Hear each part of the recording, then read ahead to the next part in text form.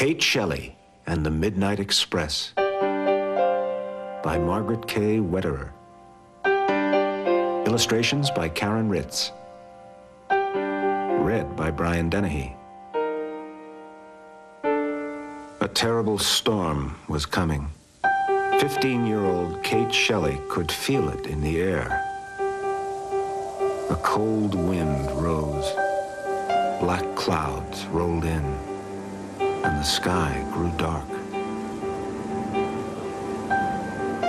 Kate stood at the kitchen window with her younger sisters and brother. They saw lightning flash. They heard thunder crack in the hills. And then the rain came.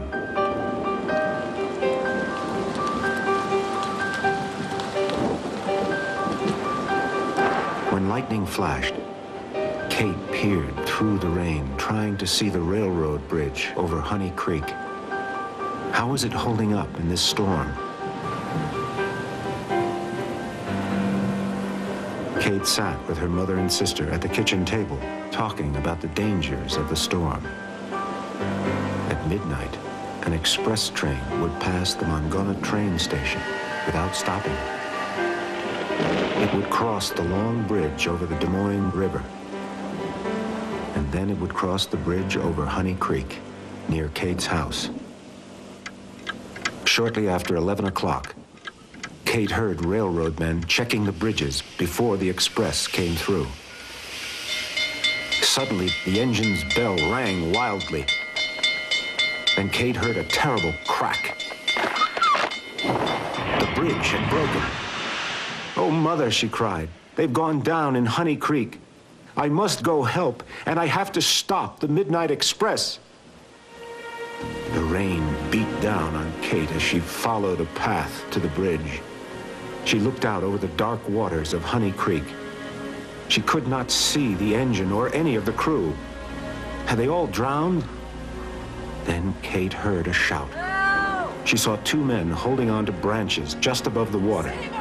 Hang on," Kate shouted. "I'll get help." She swung the lantern back and forth so the men would know she was going for help. Kate began to run. There wasn't much time. She had to get to the Mongona station before midnight, before the express. Suddenly, a fierce wind blew out the lantern's flame. She stared into the darkness. To reach the Mongona station, she had to cross the Des Moines River Bridge. Beside the tracks was a narrow walkway. Some of its boards were missing. There was no handrail to hold. Kate was afraid to cross this bridge even in daylight. Could she do it now, in this storm, in the dark? Kate thought of the men in Honey Creek and all the people on the train. She got down on her hands and knees and began to crawl across. Nails and splinters cut her hands and knees and tore her skirt. She gripped the steel rail of the tracks to keep the wind from sweeping her over the side. Trees and logs in the flooded river crashed against the bridge, making it shake. Great flashes of lightning lit the storm-tossed night. Kate was shaking with fear, but she could not stop to rest. She had to reach the station before midnight. At last, Kate's hand touched land. She got to her feet and began to run. Through the rain, she saw the lights of Mongona Station. Kate threw open the door. The men inside turned and stared. Kate gasped. The engine went down in Honey Creek. Stop the express. "She means a bridge is out," the station agent said. "We must stop the express." He rushed to the telegraph and tapped out a message. "Stop express. Bridge out. Stop express." In Ogden, the trainmen heard the message and stopped the speeding train in time. "Wait," Kate said. "Two men are still alive in Honey Creek.